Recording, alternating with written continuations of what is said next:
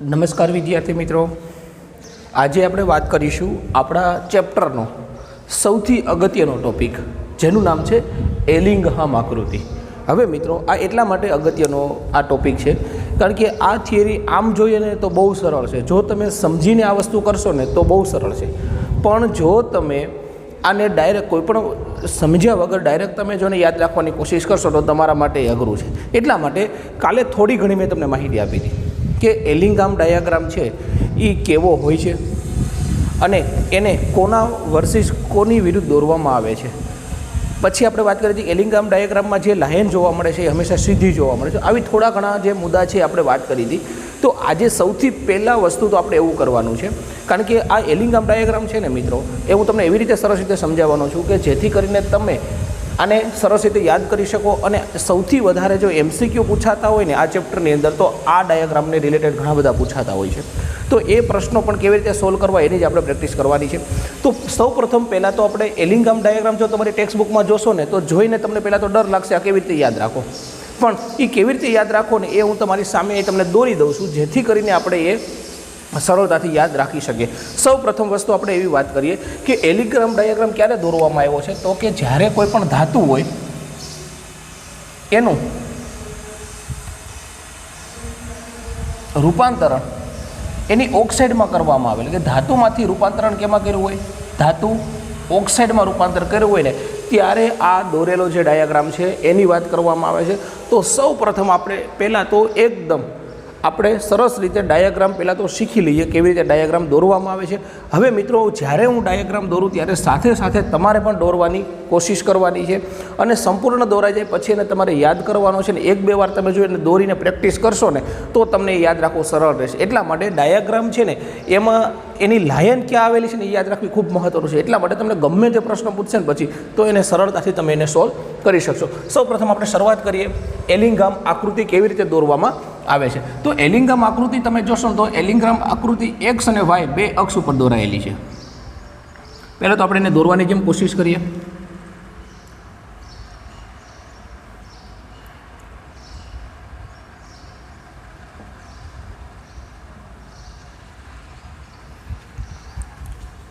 એક એક્સ અક્ષ છે અને બીજી અક્ષ છે એને આપણે કહીશું વાય અક્ષ. એક એક્સ અક્ષ, એક વાય અક્ષ.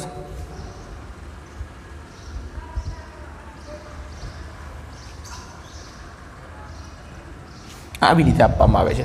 હવે આપણે ત્યારે પણ વાત કરી હતી કે એલિંગહામ આકૃતિ છે એ પહેલાં તો એક્સ અને વાય અક્ષ ઉપર છે. તો પહેલાં આપણે ખબર છે કે નીચેનું જે છે એને આપણે એક્સ અક્ષ કહીશું અને ઉપરની છે એને આપણે વાય અક્ષ કહીશું. હવે એક્સ અક્ષ ઉપર શું લેવામાં આવે છે, તો કે એક્સ અક્ષ ઉપર છે ને તાપમાન લેવામાં આવે છે. એટલે કે જેમ તમે અહીંથી આમ આગળ વધશો એમ તાપમાનમાં શું થશે, અહીંયા વધારો થતો જશે. અને વાય અક્ષ ઉપર તમે જોશો ને તો વાય અક્ષ ઉપર છે ને એ ડેલ્ટા જીનું મૂલ્ય લેવામાં આવે છે. પણ ડેલ્ટા જીનું કેવું પણ પ્રમાણિત મૂલ્ય લેવામાં આવે છે. ડેલ્ટા જી 0 એટલે શું સમજવાનું છે કે મુક્ત ઉર્જાનો ફેરફાર કેવો પણ પ્રમાણિત અવસ્થામાં, એ વેલ્યુ કેવી હોય છે, કિલો જૂલ પર મોલની અંદર હોય છે. કિલો જૂલ પર મોલ. આ ખાસ યાદ રાખો, એટલી વસ્તુ આપણે યાદ રાખવાની છે. હવે જો તાપમાનની વાત કરવામાં આવે ને તો તાપમાન છે ને 2 પ્રકારની સ્કેલની અંદર આપેલા છે. આપણે એલિંગહામ જે આકૃતિ છે એની અંદર તાપમાન 2 સ્કેલમાં આપેલા છે, ડિગ્રી સેન્ટીગ્રેડની અંદર અને કેલ્વિનની અંદર. તો આપણે બંને સ્કેલ આની અંદર લખીએ. પહેલાં તો આપણે ડિગ્રી સેન્ટીગ્રેડમાં લખીએ. તો અહીંથી શરૂઆત કરીશું આપણે 0 ડિગ્રી સેન્ટીગ્રેડ, પછી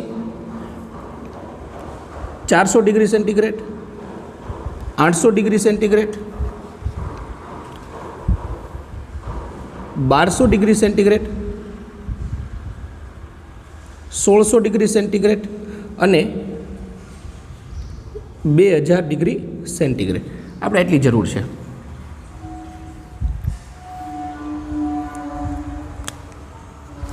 એક પેલું મેં સ્કેલ લખેલી છે એ અહીંયા ડિગ્રી સેન્ટીગ્રેડમાં લખેલી છે, ખાસ સમજજો. અહીંયા તાપમાનનો પહેલો સ્કેલ કેવો છે, ડિગ્રી સેન્ટીગ્રેડમાં લખેલો છે. અને બીજો સ્કેલ આ જે ડાયાગ્રામમાં છે એ કેલ્વિનમાં લખેલો છે. હવે આપણે જાણીએ છીએ કે ડિગ્રી સેન્ટીગ્રેડ છે એને કેલ્વિનમાં રૂપાંતર કરવું હોય તો આપણે 273 અંદર એડ કરી દઈએ તો એ રૂપાંતરણ કેમાં થઈ જશે, કેલ્વિનની અંદર. તો 0ની અંદર 273 એડ કરો તો શું થઈ જશે, 273 કેલ્વિન. આની અંદર 273 એડ કરો તો શું થઈ જશે, 673 કેલ્વિન. એમ બધાની અંદર તમારે શું કરવાનું છે, કેલ્વિનમાં રૂપાંતર કરી દેવાનું છે.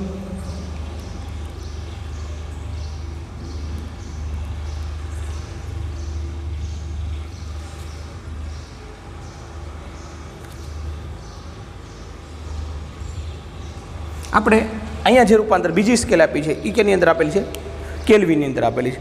હવે અહીંયા જે મૂલ્યો આપેલા છે એ મૂલ્યો બધાય તમને પ્રમાણિત મુક્ત ઉર્જાનો જે ફેરફાર છે એના મૂલ્યો આપેલા છે. અને આ મૂલ્યો છે એ આવી રીતે આપેલા છે.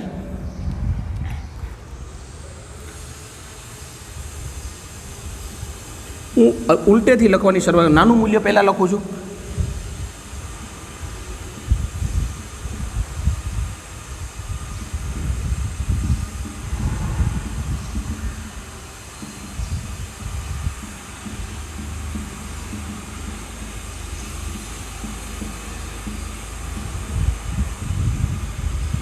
આ બધા મૂલ્યો છે તમે કેમાં લખેલા છો ખાસ યાદ રાખજો. આ મૂલ્યો કેમાં લખેલા બધા માઇનસ વેલ્યુ આવેલી છે. માઇનસ વેલ્યુ શા માટે આવેલું છે એ પણ આપણે સમજવાનું છે. આ ડાયાગ્રામની અંદર સંપૂર્ણ આજના ટોપિકની અંદર આપણે ફક્ત એટલું શીખવાનું છે, ડાયાગ્રામ શીખતા એટલે કે એને કેવી રીતે યાદ રાખવું એ શીખવાનું છે. અને ત્યારબાદ આ ડાયાગ્રામની અંદર જે લાઈનો આપેલી છે એ શું મહત્ત્વ છે એનું, શા માટે એવી રીતે આપેલી છે, એ બધી વસ્તુની આપણે આજે વાત કરવાની છે. તો આ જે છે આપણે બે વસ્તુ કમ્પ્લીટ કરી, એક્સ અને વાય અક્ષ ઉપરના મૂલ્યો લખેલા છે. એક્સ અક્ષ ઉપર લખેલું છે આપણે તાપમાન અને વાય અંદર ઉપર લખેલું છે આપણે પ્રમાણિત મુક્ત ઉર્જાનો ફેરફાર. પણ ક્યારે કે જ્યારે ધાતુમાંથી ધાતુ ઓક્સાઇડમાં રૂપાંતર થાય ત્યારે. અને ધાતુ ઓક્સાઇડમાં કેટલું, તો કે જ્યારે આની અંદર તમે ધાતુ ઓક્સાઇડમાં રૂપાંતર થશે તો અહીં ઓક્સિજન ઉપયોગ થશે. અને આ ઓક્સિજન કેટલો હશે, તો કે 1 મોલ પર ગ્રામ. 1 મોલ ગ્રામ જેટલો ઓક્સિજન વપરાય, ધાતુ સાથે 1 મોલ ગ્રામ ઓક્સિજન વપરાય, કેટલો ધાતુ ઓક્સાઇડ બને એ પ્રમાણનો આ શું આપેલો છે, ડાયાગ્રામ આપેલો છે. હવે આ ડાયાગ્રામની અંદર તમે જોવો ને તો લાયનો તમારે યાદ રાખવાની છે. હવે યાદ રાખવાની શરૂઆત ક્યાંથી કરવાની છે, તો કે અહીં સુધી તમે દોરી નાખેલું છે. હવે યાદ રાખવાની શરૂઆત કરવાની છે, પહેલી જે લાઈન છે ને એ તમને ક્યાંક અહીંયા આવી રીતે જોવા મળશે. આમ જોશો ને તો આ લાઈન એક આવી રીતે જોવા મળે છે. તો કે આ લાઈન કોની છે, તો કે જ્યારે કાર્બન છે એ ઓક્સિજન સાથે જોડાય છે, કાર્બન ઓક્સિજન સાથે જોડાય છે, એમાંથી કાર્બન ડાયોક્સાઇડમાં રૂપાંતર થાય ને ત્યારની છે પહેલી લાઈન યાદ રાખવાની છે. કાર્બન જ્યારે ઓક્સિજન સાથે જોડાય છે અને એમાંથી કાર્બન ડાયોક્સાઇડ બને છે ત્યારની આ લાઈન જોવા મળે છે. બીજી લાઈન છે એ બીજી લાઈન તમને થોડીક આવી જોવા મળશે, અહીંથી શરૂઆત થતી હશે અને આવી રીતે જોવા મળે છે. તો કે આ બીજી લાઈન ક્યારની છે, તો કે જ્યારે કાર્બન છે એ ઓક્સિજન સાથે જોડાય છે અને આમાંથી કાર્બન મોનોક્સાઇડ બનાવે ને ત્યારની છે. અને કાર્બન મોનોક્સાઇડ બનાવે છે તો અહીંયા O2 આને બેલેન્સ કરવા માટે 2 ઓક્સિજન છે, અહીંયા 2 ઓક્સિજન હોય તો અહીંયા 2 મૂકવા પડશે અને બેલેન્સ કરવા માટે આપણે અહીંયા પણ 2 મૂકવા પડશે. એટલે કે આ 2 લાઈનની વાત કરી, એક તો કાર્બનમાંથી કાર્બન ડાયોક્સાઇડ, બીજું કાર્બનમાંથી કાર્બન મોનોક્સાઇડ બની. અને ત્રીજી લાઈન તમે જોશો ને તો ત્રીજી લાઈન ક્યાંક આવી જોવા મળે છે.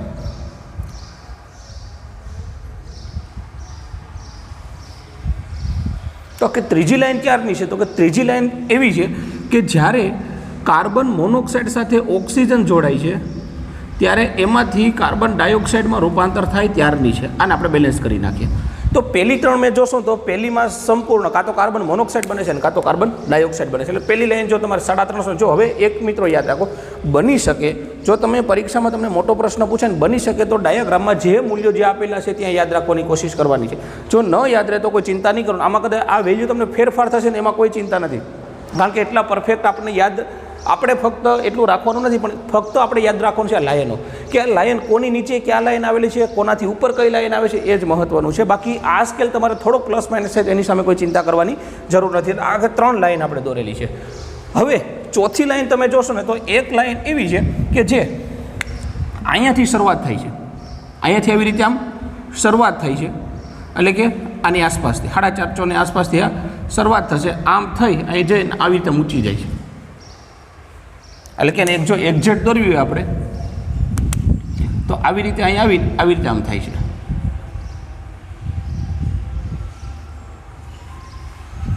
તો કે આ જે લાઈન છે એ કઈ લાઈન છે, તો કે જ્યારે એફી છે, અલગ પેનથી લખું એટલે તમને ખબર પડે કે જ્યારે એફી છે એ ઓક્સિજન સાથે જોડાય અને એમાંથી 2FeO બને ત્યારની આ લાઈન છે. એટલે કે આયર્નમાંથી આયર્ન ઓક્સાઇડ બને ત્યાર વખતની આ લાઈન જોવા મળે છે. અને એક લાઈન છે એ અહીંથી આવી રીતે આમ જોવા મળશે. જો એક એક ખાસ સમજતા જજો, ડાયરેક્ટ તમે એમનું યાદ રાખશો તો ક્યારેય નહીં રહે, એક એક લાઈન સમજવાની છે. અને આ જે લાઈન છે એ છે જ્યારે કોપર છે એ ઓક્સિજન સાથે જોડાય છે ત્યારે એમાંથી કોપરનો ઓક્સાઇડ બને છે. અને આ જે કોપરનો ઓક્સાઇડ છે એ ક્યુપ્રસ ઓક્સાઇડ સ્વરૂપે હોય છે. આટલી લાઈન યાદ રાખી લીધી. એનાથી આગળ જો હવે એક લાઈન એવી આવશે, હું અલગ પેનથી દોરું છું કે એ લાઈન તમને અહીંથી શરૂઆત થશે, એમ અહીંયા સુધી આમ સીધી જશે અને ત્યારબાદ અહીંથી આવી રીતે આમ સીધો એકદમ આમ ભડાક લેશે. એટલે એકવાર આમ સીધી જાય છે, પછી એક પોઈન્ટ એવો આવ્યો આ બિંદુ, અને આ બિંદુથી સીધી આમ ઉપર વહી જાય છે. તો આ લાઈન કોની છે? તો કે જ્યારે ઝીંક છે એ ઓક્સિજન સાથે જોડાય છે અને એમાંથી જ્યારે ઝીંક ઓક્સાઇડ બને ને ત્યારની છે, એમાંથી ઝીંક ઓક્સાઇડ બને ત્યારની છે. એટલે કે આપણે ટોટલ કેટલી લાઈન યાદ રાખી? 6 લાઈન યાદ રાખી. પહેલાં 3 આ લખી હતી. મેં કેવી રીતે ડ્રો કરેલું છે ને એ જ પ્રમાણે તમારે યાદ રાખવાનું છે, કારણ કે આ પ્રમાણે તમને ઝડપથી યાદ રહેશે. આ પ્રમાણે તમને ઝડપથી યાદ રાખશે, કોઈ ગૂંચવાળો નહીં થાય. નકર ડાયરેક્ટ તમે જો યાદ રાખવાની કોશિશ કરશો ને ગોખવાની કોશિશ કરશો તો ત્યારે તમને યાદ રહેશે નહીં. હવે ખાસ જો તમે દોરતા હોય ખાસ જોવાનું છે કે આ એફીની નીચે જે સીઓની લાઈન આવવી જોઈએ, એની નીચે ઝેડની લાઈન આવવી જોઈએ. આ વસ્તુ ખાસ મહત્ત્વની છે. હવે એક લાઈન તમે જોશો તો એક લાઈન સીધી આવી રીતે તમને જોવા મળે. અહીંથી શરૂઆત થઈ છે, આવી રીતે હેલી જાય છે, આમ હેલી જાય છે અને આને આમ ક્રોસ કરે છે, આને આમ ક્રોસ કરશે. આ થોડુંક આમ ઉપર લખી લઈએ આપણે.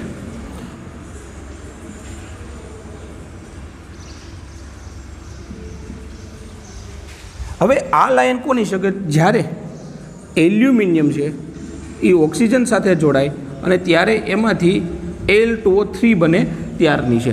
અને આનું જો પ્રમાણ લેવામાં આવે તો એનું પ્રમાણ ક્યાંક આવી રીતે જોવા મળે છે. અને છેલ્લી એક લાઈન જે યાદ રાખવાની છે એ અહીંયાથી આમ શરૂઆત થાય છે, એટલે પહોંચે છે, એટલે આ લાઈન આવી રીતે જોવા મળે છે.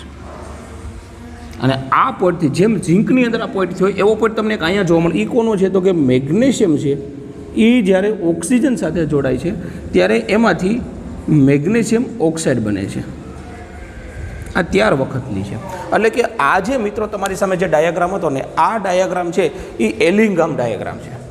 અને એલિંગહામ નામના સાયન્ટિસ્ટે ઘણા બધા પ્રયોગો કર્યા પછી જે એને મૂલ્ય મળ્યા, એટલે કે જે અલગ અલગ ધાતુ લીધી, એ ધાતુનું 1 ગ્રામ મોલ ઓક્સિજન સાથે એનું ટૂંકમાં ઓક્સિજનનો ઉપયોગ કરી ઓક્સાઇડમાં રૂપાંતર કર્યું ને ત્યારે જે વેલ્યુ મળી એ વેલ્યુ છે. બીજી વસ્તુ તમને ખાસ એક યાદ અપાઈ દઉં કે અહીંયા જે વેલ્યુ છે ને બધી તમને કેવી જોવા મળે છે? નેગેટિવ જોવા મળે છે. નેગેટિવનો મતલબ એમ છે કે મુક્ત ઉર્જાનો ફેરફાર કેવો છે? નેગેટિવ છે. કારણ કે આગળના લેક્ચરમાં આપણે એવું શીખ્યા હતા કે જ્યારે મુક્ત ઉર્જાનો ફેરફાર હોય એ જેમ નેગેટિવ હોય એમ પ્રક્રિયા આપમેળે થશે, અને આપમેળે પ્રક્રિયા થશે એ જ આપણા માટે શું થાય? અહીંયા ફાયદાકારક છે. તો અહીંયા એ વસ્તુ છે. હવે મિત્રો આ એલિંગહામ ડાયાગ્રામ જો બરોબર તમને દોરાઈ ગયો હોય અને યાદ રહી ગયો હોય તો હવે આમાં થોડું ઘણું સમજવાની કોશિશ કરીએ. તો કે એલિંગહામ ડાયાગ્રામ છે એ તો આપણે જો ફરી વખત ધાતુમાંથી જ્યારે ઓક્સિજન એની સાથે સંયોજાય અને શું બનાવે છે? ધાતુ ઓક્સાઇડ બનાવે છે અને 1 મોલ ગ્રામ ઓક્સિજન વપરાય ત્યારનો આ એલિંગહામ ડાયાગ્રામ છે. અને એલિંગહામ નામના વૈજ્ઞાનિકે આપેલ હોવાથી એના માનમાં આ ડાયાગ્રામને એલિંગહામ ડાયાગ્રામ અથવા તો એલિંગહામ આકૃતિ જો કહેવામાં આવે છે. હવે આ એલિંગહામ આકૃતિ છે આ શા માટે મહત્ત્વની છે?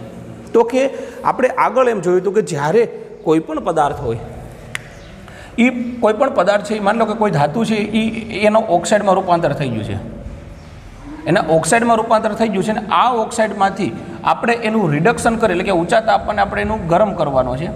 અને ઊંચા તાપમાને ગરમ કરશું એટલે આમાંથી આપણને એ ધાતુ મળશે અને અહીંયા ઓક્સિજન છૂટો પડશે. અને સાથે સાથે આ એમનું આનું રિડક્શન નહીં થાય, તો કે અહીંયા રિડક્શન કરવા માટે રિડક્શન કરતા પદાર્થનો ઉપયોગ કરવાનો છે. તો અહીંયા રિડક્શન કરતા જે પદાર્થનો ઉપયોગ કરીએ છીએ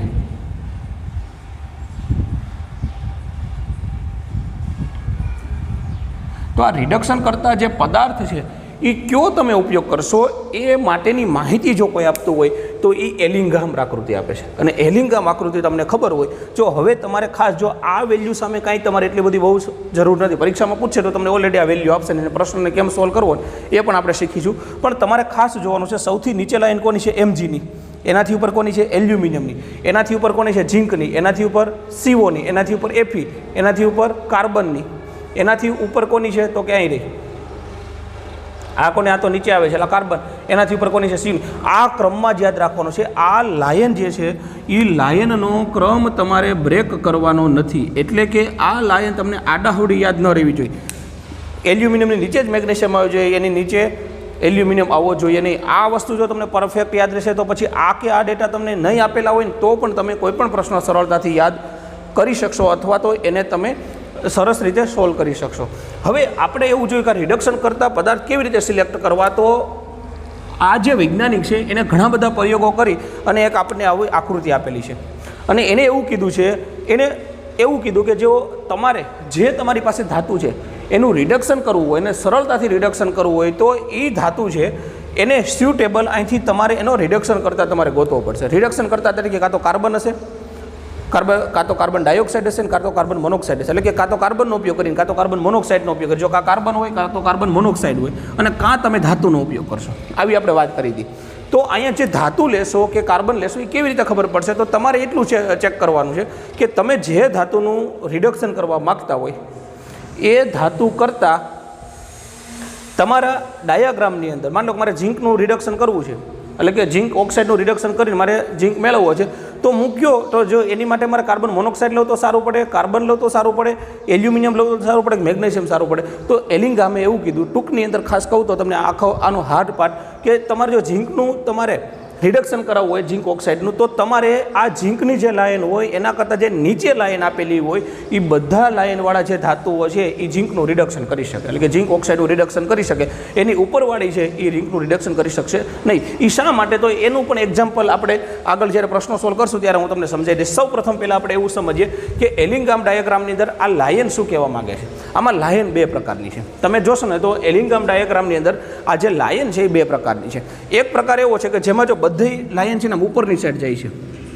અહીંયા આ જોશો તમે કાર્બનની, તો એ કાર્બન સ્ટ્રેટ જાય છે. એ સિવાયની બધી લાયન છે એ ક્યાં જોવા મળે તમને? આમ ઉપર તરફ જવા મળે. પણ એક લાયન એવી છે કે જે આવી રીતે નેગેટિવ સ્લોપ જોવા મળે. બાકી બધી કેવી છે? આમ ઉપરની તરફ, એટલે કે પોઝિટિવ સ્લોપ છે. એક જ એવી છે જે કેવી છે? અહીંયા નેગેટિવ સ્લેબ છે. એટલે પહેલાં તો આપણે એ સમજવું પડે કે બાકી બધી આમ ઉપર લાયન જાય છે ને એક જ નીચે જાય છે, તો એનું કારણ શું હશે? તો એના માટેનું જે કારણ છે એ સમજવાની પહેલાં કોશિશ કરીએ. એટલે કે એલિંગામ આકૃતિ આજે આપણે સમજીએ છીએ. તો એલિંગામ આકૃતિની અંદર સૌ પ્રથમ પહેલાં આપણે એવું સમજીએ કે એલિંગામ આકૃતિની અંદર એક છે જો બધી લાઈનો છે ને કાં તો જ આમ ઉપર જાય છે આવી રીતે, આવી રીતે. અને એક એવું છે કે એલિંગામ આકૃતિની અંદર એક જ લાઈન એવી છે કે જે આમ નેગેટિવ જાય છે. તો કે અહીંયા જો તમે બધી લાઈન તમે જોશો ને તો પોઝિટિવ સ્લોપ છે, એક જ નેગેટિવ છે. તો આવું શા માટે જોવા મળે છે? તો કે આપણે પાછળના લેક્ચરમાં એક વાત કરેલી હતી અને એ વાત એવી હતી કે જ્યારે મુક્ત ઉર્જાના ફેરફારની વાત કરીએ, મુક્ત ઉર્જાનો ફેરફારની વાત કરીએ તો મુક્ત ઉર્જાના ફેરફાર માટેનું સૂત્ર આપેલું હતું delta H minus T delta S. એટલે કે આ સૂત્ર, એટલે કે ઉષ્માગતિશાસ્ત્રના આ જે ઇક્વેશન છે એનો મુક્ત ઉર્જાનો જે ફેરફાર છે એ ઇક્વેશનનો ઉપયોગ કરી અને આખો ડાયાગ્રામ આપણે તૈયાર કરેલો છે. તો કે આની અંદર જો એક તો કેવી છે? પોઝિટિવ સ્લોપવાળી છે અને એક જ નેગેટિવ છે. પોઝિટિવ સ્લોપમાં હું ઉદાહરણ લઈ લઉં. માની લો કે અહીં આપેલું છે ઝીંક. આ છે ઝીંક. એની અંદર જ્યારે ઓક્સિજન જોડાય છે ત્યારે એમાંથી બને છે શું? તો કે ઝીંક ઓક્સાઇડ. અને અહીંયા જે નેગેટિવ સ્લોપવાળી, જો મેં આ એક ઉદાહરણ લીધું છે, તમે એમાંથી ગમે તે લઈને તમે ઉદાહરણ સોલ્વ કરી શકીએ આપણે, એમાં કોઈ ચિંતા નથી. પણ આપણે આ લઈ લઈએ અને એક ઉદાહરણ છે એની સામે નેગેટિવ સ્લોપ છે. તો નેગેટિવ સ્લોપ કોનો છે? તો કે જ્યારે કાર્બન છે એ ઓક્સિજન સાથે જોડાય છે ત્યારે એમાંથી કાર્બન મોનોક્સાઇડ બનાવી નાખે છે, ત્યારનું છે. તો હવે મિત્રો આ નેગેટિવ એટલે કે આ નીચે તરફ લાઈન આવે છે અને આ ઉપરની તરફ આવે છે, તો એનું મુખ્ય કારણ શું છે? તો કે આપણી પાસે આ ઇક્વેશન છે કે delta G is equal to delta H minus T delta S. હવે પોઝિટિવ સ્લોપ માટે પહેલાં આપણે જોઈએ અને પછી નેગેટિવ સ્લોપ માટે જોઈએ. તો પોઝિટિવ સ્લોપ માટે તમે જોશો ને તો અહીંયા ઝીંક છે એ શરૂઆતમાં ધાતુ કેવી છે? અહીંયા કેવી હોય? ઘન અવસ્થામાં હોય. એની સાથે ઓક્સિજન જોડીએ છીએ તો ઓક્સિજનની અવસ્થા કેવી હોય? તો કે વાયુ અવસ્થા હોય. અને એમાંથી ઝીંક ઓક્સાઇડ બને છે. તો મિત્રો ઝીંક ઓક્સાઇડ બને એની પાછો કેવો હોય છે? ઘન અવસ્થામાં હોય છે. એટલે કે અહીંયા જે ઝીંક છે એની સાથે જ્યારે ઓક્સિજન જોડાય છે તો આ કેવો છે? ઘન અવસ્થામાં, આ વાયુ અવસ્થામાં. અને અહીંથી ઝીંક ઓક્સાઇડ જે બને છે એ પણ કેવો છે? વાયુ અવસ્થામાં. સોરી, એ કેવો છે? ઘન અવસ્થામાં. મતલબ કે અહીંયા ઘન અવસ્થાનું અને વાયુ અવસ્થા બેયનું મિશ્રણ થઈ અને બન્યું છે શું? પાછું ઘન અવસ્થા બની છે. હવે જો મિત્રો અહીંયા આપણે જે જોઈએ છે ને એમાં આ પદની ખાસ મહત્ત્વ છે આપણે અત્યારે, કે આ ડેલ્ટા એસ એટલે શું કહીએ છીએ? આપણે એન્ટ્રોપી કહીએ છીએ. અને એન્ટ્રોપીની જો વાત કરવામાં આવે ને તો ઘન પદાર્થ હોય, પછી પ્રવાહી આવે અને પછી વાયુ આવે. હું જો એન્ટ્રોપીની વાત કરું તો ઘન પદાર્થ કરતાં પ્રવાહી પદાર્થની એન્ટ્રોપી વધારે હોય અને પ્રવાહી કરતાં વાયુ પદાર્થની એન્ટ્રોપી શું હોય છે? વધારે હોય છે. એટલે કે અહીંયા હું જો એન્ટ્રોપીની વાત કરવામાં આવું છું તો અહીંયા ઘન અને અહીંયા વાયુ, તો અહીંયા શું છે તો કે ઘન પદાર્થ અને વાયુ પદાર્થ છે, અને આ બાજુ શું આપેલું છે? ઘન. એટલે કે અહીંયા જો ઝીંક છે અને ઓક્સિજન છે, બંને છોડા, એટલે કે ઝીંક છે એ ઓક્સિજનને કેપ્ચર કરી અને પોતે કેમાં રૂપાંતર કરી નાખે, એટલે કે વાયુ અવસ્થામાં જે ઓક્સિજન હતો એને કેપ્ચર થઈને કેવો થઈ જાય છે? ઘન અવસ્થામાં રૂપાંતર થઈ જાય છે. અને આ ઘન અવસ્થામાં રૂપાંતર થઈ જાય છે, મતલબ કે જો આની એન્ટ્રોપી એટલે કે આ બાજુની એન્ટ્રોપી ફેરફાર જોવામાં આવે અને આ બાજુની એન્ટ્રોપી ફેરફાર જોવામાં આવે તો અહીંયા જુઓ તમે, અહીંયા એક ગેસ અવસ્થા છે ને એક કેવી છે? ઘન અવસ્થા. એટલે કે આની એન્ટ્રોપી કંઈક કેવી હશે? પોઝિટિવ હશે. પણ અહીંયા પ્યોર કેવો અવસ્થા આવી જાય છે? ઘન અવસ્થા આવી જાય. તો ઘન અવસ્થાની એન્ટ્રોપી કેવી હોય છે? આના સાપેક્ષમાં કેવી હોય છે? નેગેટિવ હોય છે. એટલે કે અને બીજી વસ્તુ, આપણે આ પ્રક્રિયામાં એટલે કે જ્યારે રિડક્શન કરતા હોય તો રિડક્શનની સાથે સાથે આપણે તાપમાનમાં શું કરીએ છીએ? વધારો કરીએ છીએ. અને તાપમાનમાં વધારો કરવામાં આવે તો જો એન્ટ્રોપી અને તાપમાન, એન્ટ્રોપી ફેરફાર અને તાપમાન એકબીજાના કેવા છે? મલ્ટિપ્લિકેશનમાં છે. જેથી કરીને જેમ જેમ તમે તાપમાન વધારશો એમ આ વેલ્યુ વધારે શું થઈ જશે? નેગેટિવ થતી જશે. એટલે કે તાપમાન જેમ જેમ વધારવામાં આવે એમ એન્ટ્રોપી શું થાય છે? આ નેગેટિવ છે તો શું થાય? વધારે નેગેટિવ થશે. તો ઉપરના ઇક્વેશનની અંદર એટલે કે આ ઇક્વેશનની અંદર આ કેવું હતું તો કે ડેલ્ટા એચ, આ ઓલરેડી નેગેટિવ સાઇન હતી, અને જેમ જેમ તાપમાન વધારો તો આ શું થઈ જાય છે? વધારે નેગેટિવ બનશે. શું બનશે? વધારે નેગેટિવ. તો ડેલ્ટા એન્ટ્રોપીનું મૂલ્ય કેવું થઈ ગયું? નેગેટિવ. તો નેગેટિવ નેગેટિવ અહીં શું થઈ જશે? પોઝિટિવ. નેગેટિવ નેગેટિવ શું થઈ જશે? પોઝિટિવ. અને પરિણામે જોશો તો મુક્ત ઉર્જા ફેરફાર જે છે એ કેવો મળશે? અહીંયા આપણને પોઝિટિવ મળશે. મુક્ત ઉર્જાનો જે ફેરફાર છે એ કેવો મળે છે? અહીંયા પોઝિટિવ છે. એટલા માટે મિત્રો અહીંયા તમે જે પણ સ્લોપ જોશો ને એ જ્યારે ધાતુમાંથી ધાતુ ઓક્સાઇડ બને છે એ બધા સ્લોપ આમ પોઝિટિવ હોવાનું કારણ છે એ આ છે. કારણ કે અહીંયા જે છે એમાંથી શું થાય છે તો કે એન્ટ્રોપી ફેરફાર આ બાજુ કરતાં આ બાજુનો એન્ટ્રોપી ફેરફાર કેવો હોય છે? ઓછો હોય છે. કારણ કે વાયુનું રૂપાંતરણ કેમાં થઈ જાય છે? ઘનની અંદર થઈ જાય છે. એટલે વાયુ કરતાં ઘનનું એન્ટ્રોપી કેવી હોય? ઓછી હોય છે. અને એના કારણે જો એનું મુક્ત ઉર્જા ફેરફાર પરિણામી જોવામાં આવે તો કેવી થઈ જાય છે? પોઝિટિવ. એટલા માટે આ બધા સ્લોપ છે એ કેવા જોવા મળે છે? આમ પોઝિટિવ ડિરેક્શનમાં. એટલે કે જેમ જેમ તમે તાપમાન વધારો છો એમ આ સ્લોપ કેમ જાય છે? ઉપર જાય છે. અને આમાં તમે જુઓ તમે કે -100 કરતાં -200 એની વેલ્યુ કેવી થઈ જાય? ઓછી થઈ જાય. એના કરતાં 300ની કેવી થાય? ઓછી થાય. તો આમ જાવ એમ મૂલ્ય કેવું થાય છે? ઘટતું જાય છે. તો આપણે અહીંયા મુક્ત ઉર્જાનો ફેરફાર કેવો થાય? વધતો જાય. તો વધતો જાય તો આમ શું થાય? ઉપર તરફ વધે. કારણ કે -600 કરતાં -500 કેવા કહેવાય? મોટા કહેવાય. એટલે આ શું થાય છે? આવી રીતે. એટલે પહેલી વસ્તુ આપણે સમજવાની જે હતી એ હતી કે જ્યારે પોઝિટિવ સ્લોપ જોવા મળે છે એનું પાછળનું કારણ આ છે. હવે મિત્રો બીજી વસ્તુ છે કે આની અંદર એક જ લાઈન એવી છે જે નેગેટિવ જોવા મળે છે. તો નેગેટિવ હોવાનું કારણ શું છે? તો કે નેગેટિવ હોવાનું મુખ્ય કારણ છે તો કે આ જ ઇક્વેશનને આપણે જોઈએ કે delta G is equal to delta H minus T delta H. હવે અહીંયા તમે જોશો ને તો કાર્બન કેવો હોય તો કે પોતે ઘન અવસ્થામાં હોય, ઓક્સિજન કેવો હશે? વાયુ અવસ્થામાં હશે, અને કાર્બન મોનોક્સાઇડ પણ કેવો હશે? વાયુ અવસ્થામાં. એટલે કે અહીંયા શું થાય છે તો કે આ પ્રક્રિયાની અંદર કાર્બન એની સાથે ઓક્સિજન જોડાય છે અને એનું રૂપાંતરણ થઈ જાય છે કાર્બન મોનોક્સાઇડની અંદર. એટલે તમે જોશો ને તો કાર્બન અવસ્થા એની કેવી છે? ઘન. ઓક્સિજન કેવો હોય? વાયુ. અને આ કેવો બની જાય? કાર્બન મોનોક્સાઇડ પોતે કેવો છે? વાયુ અવસ્થામાં છે. અહીંયા જુઓ ઘનનું રૂપાંતર ઘન અને વાયુ ભેગા થયા. અહીંયા પણ ઘન અને વાયુ ભેગા થયા. અહીં પરિણામી તમને જે ઓક્સાઇડ મળે કેવો મળે છે? ઘન અવસ્થામાં મળે છે. અને પરિણામી ઓક્સાઇડ મળે છે કેવો મળે છે? વાયુ અવસ્થામાં મળે છે. એટલે કે તમે જો અહીંયા એન્ટ્રોપી ફેરફાર માપો અને અહીંયા એન્ટ્રોપી ફેરફાર માપો તો આનો એન્ટ્રોપી ફેરફાર માની લો કે આટલો છે, તો એના કરતાં આનો એન્ટ્રોપી ફેરફાર કેવો હશે? વધારે હશે. એન્ટ્રોપી ફેરફાર શું હશે? અહીંયા વધારે હશે. અને આ વધારે હોવાને કારણે તમે જો અહીંયા એન્ટ્રોપી જો અહીંયા શું થાય છે કે ભાઈ અહીં ઘન છે અને વાયુ છે. એટલે કે ઘન છે અને કાર્બન છે એ ઓક્સિજનને કેપ્ચર કરી અને કાર્બન મોનોક્સાઇડમાં રૂપાંતરણ કરી નાખશે. તો કાર્બન મોનોક્સાઇડની અવસ્થા જ વાયુ અવસ્થામાં છે. તો કે ઘન કરતાં વાયુની તો એન્ટ્રોપી કેવી હોય છે? વધારે હોય છે. ને એટલા પરિણામે અહીંયા જે એન્ટ્રોપી છે, એરો એટલા માટે હું કોઈ એકમ નથી લખતો, અહીં એરો છે, આની એન્ટ્રોપી માની લો એટલી છે, તો આની એન્ટ્રોપી શું થાય? એના કરતાં વધારે છે. કારણ કે અહીંયા અવસ્થા કરતાં અહીં કેવી છે? પ્યોર ગેસ અવસ્થા છે. તો એની એન્ટ્રોપીમાં શું થશે? વધારો થશે. અને પરિણામે ઉપરના ઇક્વેશનની અંદર તમે delta G is equal to delta H, અહીંયા ઓલરેડી નેગેટિવ સાઇન હતી. અહીંયા શું થતું હતું તો કે અહીંયા ડેલ્ટા એસની વેલ્યુ શું થાય છે? ઓછી થાય છે. અહીંયા ડેલ્ટા એસની વેલ્યુ શું થાય છે? વધારે થાય છે, વધે છે. મતલબ કે ડેલ્ટા એસ કેવો થઈ જાય છે? પોઝિટિવ થાય છે. અને આ પોઝિટિવ થાય છે. તો મિત્રો અહીંયા જેમ જેમ તાપમાન તમે વધારશો, તમે રિડક્શન કરશો ત્યારે રિડક્શન કરતાં નાખીને તાપમાન વધારવાનું છે. તો જેમ જેમ તાપમાન વધારશો એમ તાપમાન વધવાની સાથે એન્ટ્રોપીમાં શું થશે? વધારો થશે. અને એન્ટ્રોપીમાં વધારો થશે તો આ વેલ્યુ કેવી થઈ જાય છે? પોઝિટિવ, વધારે પોઝિટિવ થતી જશે.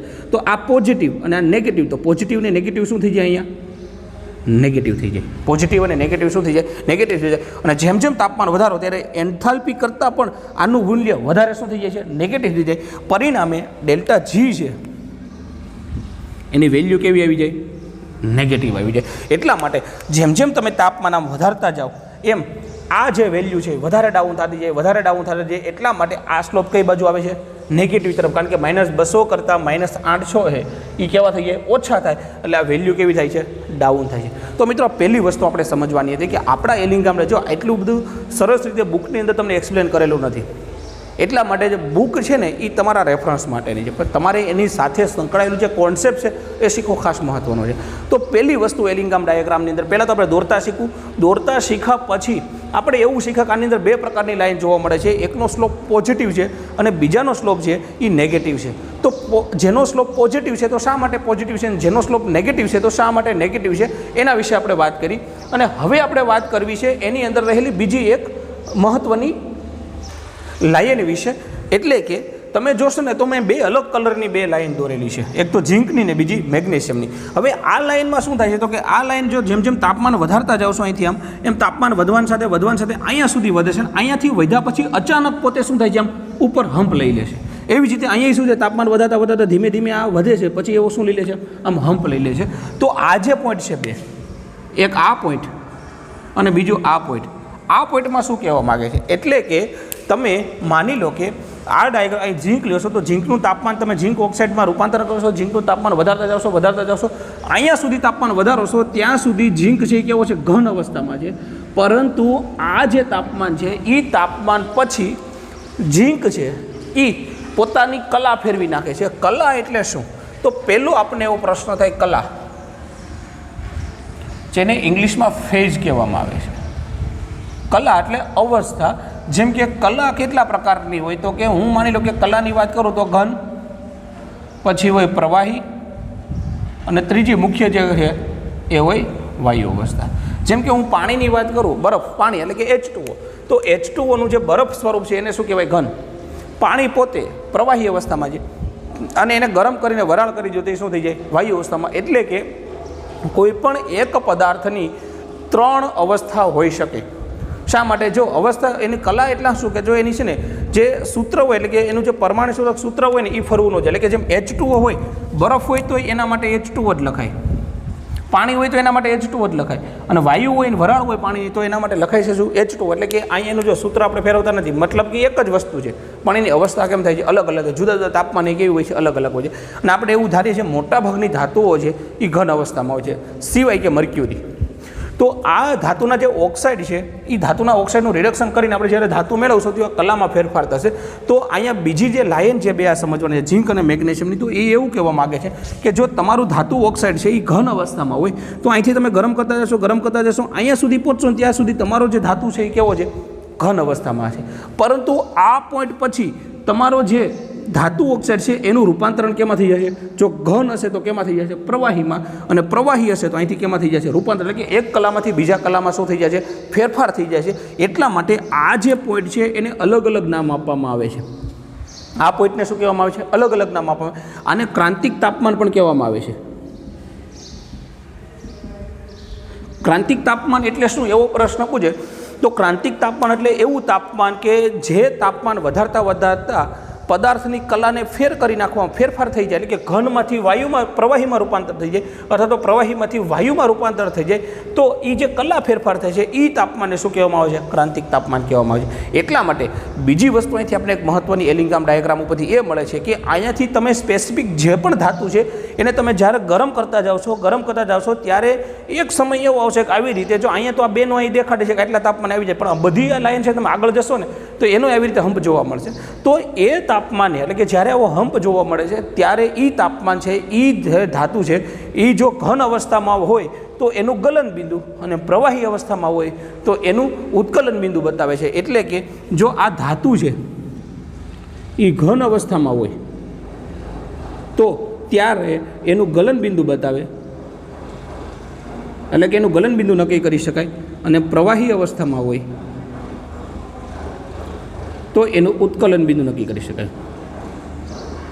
તો આ બે વસ્તુ છે એ ખાસ યાદ રાખવાની. એક તો લાઇનનું સ્લોપની આપણે વાત કરી, બીજી વાત કરી કે આવો જા માટે હમ્પ લેવા મળે છે. આવી અચાનક લાઇન અહીં સુધી આવે છે ને પછી આમ સીધી ઉપર વહી જાય છે. એનો મતલબ એવો થાય છે કે અહીંયા જે ધાતુ છે એ જો ઘન અવસ્થામાં હશે તો એનું ગલન બિંદુ આપણને ખબર પડશે. જો ધાતુ ઓક્સાઇડ છે એ અહીં પ્રવાહી અવસ્થામાં હશે તો કે એનું ઉત્કલન બિંદુ આપણે નક્કી કરશે, અથવા તો એનું ક્રાંતિક તાપમાન આપણે નક્કી કરી શકીએ છીએ. તો આ બે વસ્તુ છે મેજર આપણે આની અંદર શીખવાની છે. અને હવે જે વસ્તુ શીખવાની છે એ એવું છે કે આપણે એવું શીખાતા કે જ્યારે ધાતુ છે એનું રૂપાંતરણ આપણે જ્યારે ધાતુ ઓક્સાઇડમાં કરીએ છીએ તો ધાતુ ઓક્સાઇડમાં રૂપાંતરણ કર્યા પછી, એટલે કે ધાતુ જે અયસ્ક છે એનું ધાતુ ઓક્સાઇડમાં જ્યારે રૂપાંતર કરીએ છીએ તો ધાતુ ઓક્સાઇડમાંથી જે રૂપાંતરણ કર્યા પછી આપણે એનું રિડક્શન કરીએ છીએ. તો રિડક્શન કરવા માટે આપણે એવું કીધું કે જ્યારે કોઈ પણ ધાતુ હોય, સિમ્પલ આપણે ઉદાહરણ લઈએ કે જ્યારે ધાતુ ઓક્સાઇડ હોય, ધાતુ ઓક્સાઇડનું રૂપાંતરણ આપણે કરી અને એમાંથી શું કરવું છે, આપણે ધાતુ મેળવીએ, એટલે કે અહીં ધાતુ મળશે અને અહીંયા વનાપ O2 છૂટો પડશે. પરંતુ ધાતુ ઓક્સાઇડમાંથી ધાતુમાં રિડક્શન કરવા માટે આપણે અહીંયા રિડક્શન કરતાં અંદર પદાર્થ ઉમેરીએ છીએ, વધુમાં આપણે આને ગરમ કરીએ છીએ. એટલે કે અહીંયા કોઈ પણ રિડક્શન કરતા પદાર્થ ઉમેરીએ છીએ. હવે આ રિડક્શન કરતા પદાર્થ કયો ઉમેરવો? તમે કોઈ પણ પદાર્થ આમાંથી લઈ અને તમે રિડક્શન કરતા તો ઘણા બધા છે, પણ ગમે તેનો આપણે ઉપયોગ ન કરી શકીએ. જેમ જેમ ધાતુ ફરે એમ એની રિડક્શન કરતા પદાર્થ ઉમેરવાની આપણે ફેરવી શકીએ. એટલે કે રિડક્શન કરતા પદાર્થ સિલેક્ટ કરવા માટે જ આ એલિંગહામ ડાયાગ્રામ છે. તો અહીંયા રિડક્શન કરતા કયો તમારે સિલેક્ટ કરો? તો સિમ્પલ એક ઉદાહરણ આપો. આપણી પાસે એક ધાતુ ઓક્સાઇડ છે. હવે માન લો કે આનું રિડક્શન મારે કાર્બનથી કરવું છે. જો ખાસ સમજજો, આપણે કાર્બનથી રિડક્શન કરીએ છીએ, એટલે કે રિડક્શન કરતા પદાર્થ હું અહીંયા કાર્બન લઉં છું. હવે કાર્બન જ્યારે રિડક્શન કરતા પદાર્થ લ્યો ને તો રિડક્શન કરતા પદાર્થ તમે કાર્બન લ્યો તો કાર્બન શું થાય? તો કે કાર્બન છે એ વનાપ ઓક્સિજનને મેળવી અને એનું રૂપાંતરણ કાર્બન મોનોક્સાઇડમાં થઈ જાય. એટલે કે અહીંયા શું થયું? તો કે કાર્બનમાંથી કાર્બન મોનોક્સાઇડ બન્યો, એટલે કે એનું અપૂર્ણ દહન થતું. કાર્બનનું જ્યારે અપૂર્ણ દહન થાય ત્યારે શું બને? કાર્બન મોનોક્સાઇડ બને. માની લો કે કાર્બનનું સંપૂર્ણ દહન થયું હોય તો કે કાર્બન છે ઓક્સિજનને કેપ્ચર કરી અને આમાંથી શું છૂટું પાડે છે? Carbon dioxide. તો એ શું થયું હશે? સંપૂર્ણ દહન થયું હશે. હવે મિત્રો, જ્યારે ધાતુ ઓક્સાઇડમાંથી ધાતુ મળે છે ત્યારે એની મુક્ત ઉર્જામાં થતો ફેરફાર ડેલ્ટા G0 એ કોના ઉપર આધાર રાખે છે? તો ખાસ યાદ રાખજો, જ્યારે ધાતુ ઓક્સાઇડ છે એમાંથી આપણે ધાતુ મેળવી છે ત્યારે એની મુક્ત ઉર્જામાં થતો ફેરફાર એ જે તમે ધાતુ લ્યો છો, આપણે ધાતુ ઓક્સાઇડ કયો લીધો છે? આ. અને એમાંથી શું બને છે? તો કે આપણે XM એટલે કે X મોલ આપણે શું મળે છે? આ બંનેના મુક્ત ઉર્જાના ફેરફાર ઉપર આ આધાર રાખે છે. એવી જ રીતે જો આની વાત કરવામાં આવે તો આનો મુક્ત ઉર્જાનો ફેરફાર કોની પર આધાર રાખશે? તો કે કાર્બન અને એમાંથી બને છે શું? Carbon monoxide. આ બંને ઉપર આધાર રાખશે. એવી જ રીતે કાર્બન આની વાત કરવામાં આવે તો કે આના મુક્ત ઉર્જાનો ફેરફાર કોની પર આધાર રાખશે? તો કે શરૂઆતમાં લીધેલો કાર્બન અને એમાંથી પરિવર્તન કેમાં થયું? કાર્બન ડાયોક્સાઇડમાં. આના ઉપર આધાર રાખે છે. હવે ઘણી વખત એવું પણ બનતું હોય છે કે જ્યારે માની લો કે રિડક્શન કરતા પદાર્થ તમે છે એ કાર્બન મોનોક્સાઇડ લ્યો,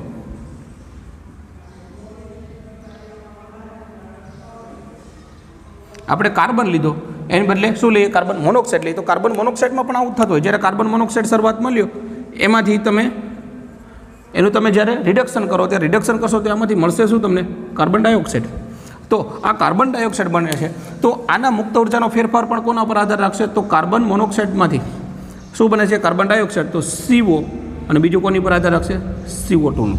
જો ખાસ યાદ રાખજો, જ્યારે પણ તમે આમાં બે પ્રક્રિયા સંકળાયેલી છે, એક ઓક્સિડેશન અને રિડક્શન. જ્યારે પણ તમે રિડક્શન કરતા પદાર્થનો ઉપયોગ કરો ત્યારે રિડક્શન કરતા પદાર્થનું પોતાનું ઓક્સિડેશન થતું હોય અને જે ધાતુ ઓક્સાઇડ છે એનું શું થતું? અહીંયા રિડક્શન થઈને ધાતુ મળતી હોય. આ વસ્તુ યાદ રાખજો. રિડક્શન કરતાનો ઉપયોગ કરતા હોય તો રિડક્શન કરતા પોતાનું અહીંયા શું કરી નાખે છે? ઓક્સિડેશન કરી નાખે છે. હવે આ પ્રક્રિયાને સમજવા માટે હું આને નંબર 1 આપી દઉં. આ રિએક્શન છે એને નંબર 1 આપું, આને નંબર 2, આને નંબર 3 અને આને નંબર 4 આપી દઈએ. હવે શું થશે? જો હું આમનું રિડક્શન કરાવીશ આનું, તો આ પ્રક્રિયા મારા માટે કેવી થઈ જાય છે? ખૂબ જ મુશ્કેલ થઈ જાય. કારણ કે ધાતુ ઓક્સાઇડનું ડાયરેક્ટ રિડક્શન કરવું શક્ય નથી, અને રિડક્શન કરવું ડાયરેક્ટ શક્ય નથી તો શું કરાય? એની અંદર રિડક્શન કરતાં તમે પદાર્થ ઉમેરી દો તો આપણા માટે ફાયદો થઈ જાય. હવે રિડક્શન કરતાં પદાર્થ આની અંદર ઉમેરી તો કેવી રીતે ફાયદો થાય? તો કે ખાસ સમજો કે હું માની લો કે આ પ્રક્રિયા 1 અને પ્રક્રિયા 2 ને ભેગી કરી દઉં. એટલે કે અહીંયા સમીકરણ 1 અને બંનેને ભેગા કરી તો શું મને જોવા મળે? તો કે સમીકરણ એકમાં શું હતું? તો કે MXO અને એનું રૂપાંતરણ કેમાં થયું છે? XM plus 1/2. અને સમીકરણ 2 શું કહેવામાં આવે? તો કે જ્યારે કાર્બન છે એ 1/2 સાથે જોડાય છે ત્યારે એમાંથી શું બને છે? Carbon monoxide. હવે આ ઓલ ઓવર પ્રક્રિયા તમે જોશો ને તો ઓલ ઓવર પ્રક્રિયા જોશો તો આ બે વસ્તુ શું છે? સરખી છે. તો વધ્યું શું પાછળ? તો કે આ ધાતુ ઓક્સાઇડ એની અંદર જ્યારે તમે કાર્બન નાખો છો, અહીં તમે ગરમ તો કરતા જશો આ પ્રક્રિયામાં બધે, તો એમાંથી બનશે શું? તો કે એની ધાતુ છૂટી પડશે અને કાર્બન મોનોક્સાઇડ મળશે. હવે મિત્રો ખાસ તમે સમજો, આ પ્રેક્ટિકલી ડેટા પણ એવું કહે છે કે જ્યારે ધાતુ ઓક્સાઇડમાંથી તમે ધાતુ મેળવવાનું ડાયરેક્ટ તમે રિડક્શન કરતાનો ઉપયોગ ન કરો ત્યારે ડેલ્ટા જીનું મૂલ્ય છે ને એ પોઝિટિવ હોય છે. જો પોઝિટિવ હોય તો એનું રિડક્શન કરવું કેવું થઈ જાય? મુશ્કેલ થઈ જાય. કારણ કે જો ડેલ્ટા જીનું મૂલ્ય જેટલું નેગેટિવ એટલું આપણા માટે ફાયદો હોય છે, પણ જ્યારે કાર્બન ડાયોક્સાઇડમાંથી કાર્બન મોનોક્સાઇડમાં રૂપાંતર થાય ત્યારે ડેલ્ટા જીનું મૂલ્ય કેવું હોય છે? નેગેટિવ. આ પ્રેક્ટિકલી પણ કહે છે ને, આપણે આમ જોવો ને તો આમ જોવો શું છે? કાર્બનમાંથી શું બને છે? Carbon monoxide. તો આમ જોવો કેટલું નેગેટિવ જાય છે. આપણને એલિંગમ ડાયાગ્રામ પણ એમ કહે છે આનું મૂલ્ય કેવું હોય છે? નેગેટિવ હોય છે. એટલે કે તમે એક પ્રક્રિયા ન કરતા બંને પ્રક્રિયા ભેગી કરો, ઓક્સિડેશન અને રિડક્શન બંને પ્રક્રિયા ભેગી કરો તો ઓલ ઓવર તમે અહીં જોશો, ઓલ ઓવર અહીં જોશો તો આ પ્રક્રિયા ઓલ ઓવર કેવી થઈ જશે? અહીંયા જેટલી પોઝિટિવ હશે એની કરતાં નેગેટિવ કેવી હશે? વધારે હશે. એટલે બેનું તમે જો જોશો ને તો ઓલ ઓવર આ કેવું થઈ જાય છે? નેગેટિવ થઈ જાય છે. મતલબ કે અહીંયા રિડક્શન કરતા પદાર્થ આપણે ઉમેરીએ આપણા માટે ફાયદો છે. જેમ કે આપણે આગળના લેક્ચરમાં FeOનું ઉદાહરણ લીધું હતું, એની અંદર આપણે શું ઉમેર્યું હતું? તો કે કાર્બન ઉમેર્યો હતો. તો ત્યાં પણ મેં તમને પ્રેક્ટિકલી ડેટા આપ્યા હતા. અહીંયા નેગેટિવ, અને આના કારણે આપણે શું કરીએ છીએ? રિડક્શન કરતાનો અહીંયા યોગ્ય ઉપયોગ. એટલે અહીંયા એમ કરી શકાય ભાઈ કાર્બન ઉપયોગ કરશું તો આપણે આની અંદર વાંધો નથી. એવી જ રીતે માની લો કે આ પ્રક્રિયાની અંદર, એટલે કે હવે વાત કરું, માની લો કે સમીકરણ 1 અને હું 3 ને ભેગા કરું, સમીકરણ 1 અને 3 ને ભેગા કરું તો હવે હું ડાયરેક્ટ સમીકરણ લખું છું. સમીકરણ જો હવે આવી રીતે નથી લખતો. સમીકરણ 1માં શું આપ્યું હતું? તો કે MXO, અને એને આપણે રિડક્શન કરતામાંથી રૂપાંતરણ કરશું તો શું બનશે? આવી રીતે. અને સમીકરણ 3માં શું આપેલું છે? તો કે અહીંયા શું છે? કાર્બન લેવાનો છે. અને કાર્બન ઓક્સિજન ક્યાંથી મેળવશે? તો કે એ ઓક્સિજન અહીંથી મેળવશે. એ ઓક્સિજન અહીંથી મેળવશે અને એનું રૂપાંતરણ કેમાં થઈ જશે? અથવા તો માની લો કે આપણે વધારાનો એક ઓક્સિજન ઉમેરી દઈએ 1/2, અને એનું રૂપાંતરણ કેમાં થઈ જાય છે? તો કે CO2ની અંદર. તો CO2ની અંદર રૂપાંતરણ થઈ જાય. એટલે કે જો તમે ડાયરેક્ટ ખાલી આ ઓક્સાઇડ ધાતુ ઓક્સાઇડ લેશો તો એમાં ડેલ્ટા જીનું મૂલ્ય પોઝિટિવ હોય, પણ એની સાથે રિડક્શન કરતા પદાર્થ ઉમેરો તો એનું ઓલ ઓવર ડેલ્ટા જીનું મૂલ્ય કેવું થઈ જાય છે? નેગેટિવ થઈ જાય. અને ડેલ્ટા જીનું મૂલ્ય નેગેટિવ થાય તો આપણા માટે ફાયદો થઈ જાય અને આપણે સરળતાથી ધાતુ ઓક્સાઇડમાંથી ધાતુને આપણે બહાર કાઢી શકીએ. અને એવી જ રીતે જો ત્રીજી પ્રક્રિયાની વાત કરવામાં આવે તો કે હવે સમીકરણ હું અહીંયા વાત કરું તો અહીંયા સમીકરણ 3 અને આ તો માની લો કે સમીકરણ 1 અને સમીકરણ 4 ને તમે ભેગા કરો, સમીકરણ 1 અને સમીકરણ 4 ને ભેગા કરો તો શું થશે? તો કે MXO અને CO આ જોડાશે. સમીકરણ 1 અને 4 ને તમે ભેગા કરો તો આમાંથી શું થશે? તો કે સમીકરણ 1માંથી MXO અને સમીકરણ 4માંથી શું થશે? અહીંથી કાર્બન મોનોક્સાઇડ. અને આ વચ્ચે પ્રક્રિયા થઈને આમાંથી x m અને પ્લસ CO2 છૂટા પડે. અને આનું પણ જો તમે જુઓ ને ઓલ ઓવર ડેલ્ટા જીનું મૂલ્ય જુઓ તો કેવું આવે? નેગેટિવ આવે.